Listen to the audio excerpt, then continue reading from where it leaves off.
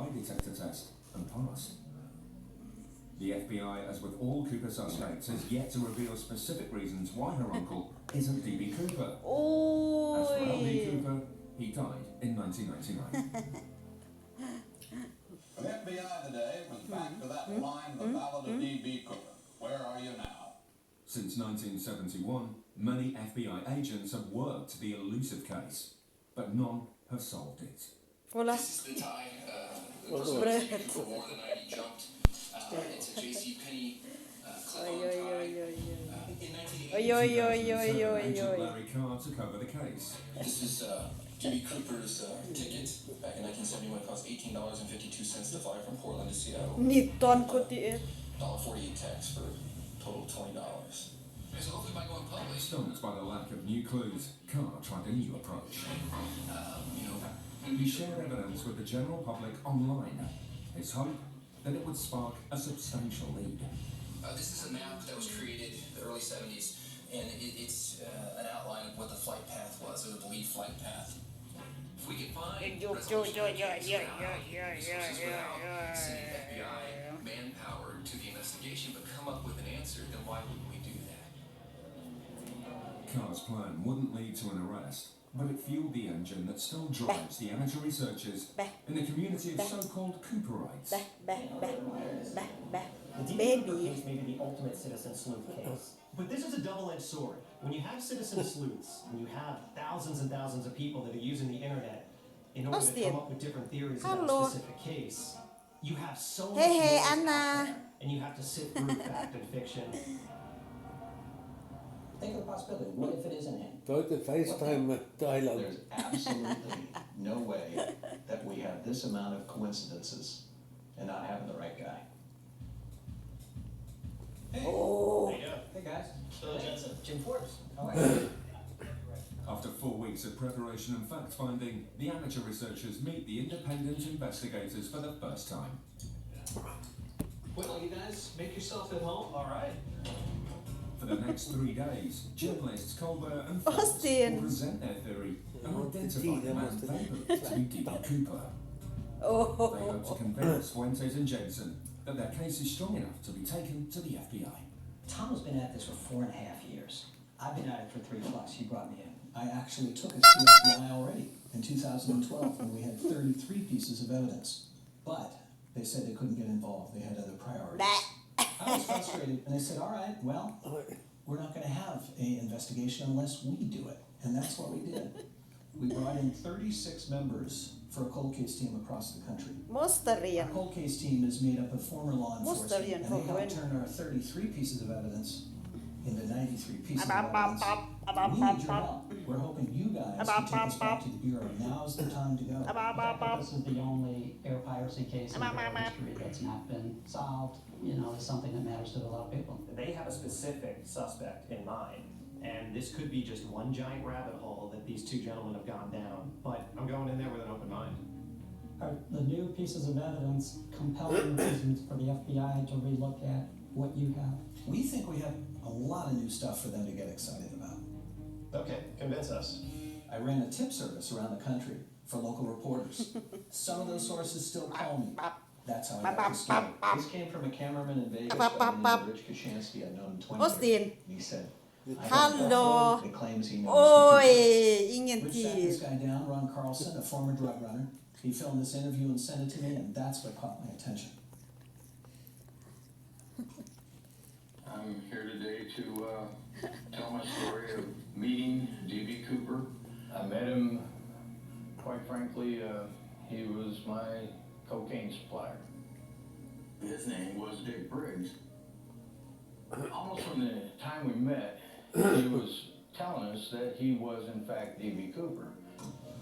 The guy that was his supplier of cocaine is D.B. Cooper. That's correct. A guy by the name of Dick Briggs. He's Dick Briggs, but he's D.B. Cooper. Ron surprises me after we start talking, and he said, I'm going to be honest with you guys, I didn't buy it either when I first heard it. Something changes. Something convinces Ron Carlson he could be Cooper. He kept saying, you don't believe me, do you? And he said, well, I'm going to tell you something that will prove to you who I am. We actually went to a party and he says, all right, you see that couple over there? We said, yeah.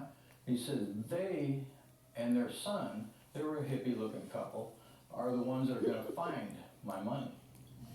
And we left probably Sunday morning, and we'd been up for 3 or 4 days. I drove as far as I could, which happened to be Reno. When we got there, immediately, we all went to bed. And so I woke up around maybe 10 o'clock at night. The TV was on, and all of a sudden this news alert come by. And it said that they had found, I believe it was like $6,000 or something of D.B. Cooper's money buried in the sand on the north side of the Columbia River, out of Vancouver, exactly where he said. And when they showed the people who found the money, it was that same couple that was at the party.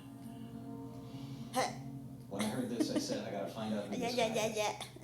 Oi, oi, oi, oi. You haven't heard this before. I have not heard this before, though. I like the way that they started. They started with the money find. You're not starting where everybody thinks you might start from, right before the plane or on the plane. Who were really these people that found this money? What were they doing on the beach? There might be something else there. So here we are. We went down to Mena, Arkansas. I met with Wade Ingram and also his son Brian. So take me to that February Sunday in 1980. So the girls, they started getting things out for a little picnic deal, you know, and I said, come on, bub, this was my shadow. I said, let's build us a fire here and burn some dogs. He said, yeah, okay, Bobby. He was always one of them, you know. Yeah, Daddy.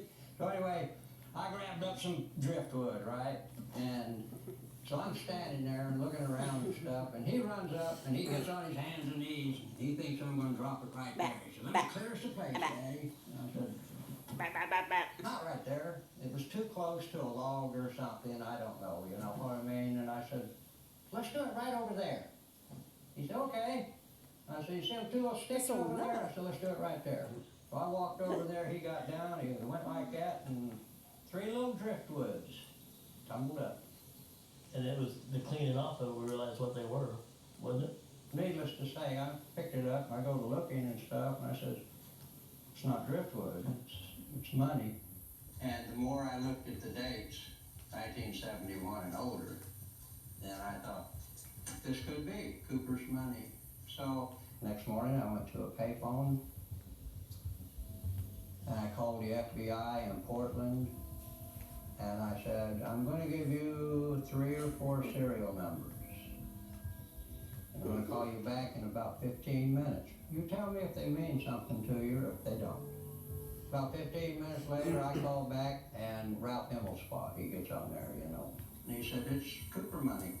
And he said, if you really have this, he said there is over $200,000 reward money up. Which for a struggling family, you dangled that in front of their eyes, and it looks good. That's all right. You know, we're getting somewhere. Anyway, I took it over there to him, Ralph Himmelspot. He said, oh, I forgot to mention that the rewards are expired. The question is how that money get there. From the beginning, Mama, really your said call who baby. found it and what were the circumstances of the find. Your honey baby. Here we are. We've only spoken extensively prior to this, but I'm sitting there and showing him Ron Carlson. Yo. Let me get my glasses on here. Austin. This is the individual with the information. His name is Ron. And he kept saying, you don't believe Austin. it. And he said, well, I'll tell you Austin. something that will prove to you who I am. He said, all right, you see that couple over there? We said, yeah. He said, they and their son, they're a hippie-looking couple. Austin. Austin.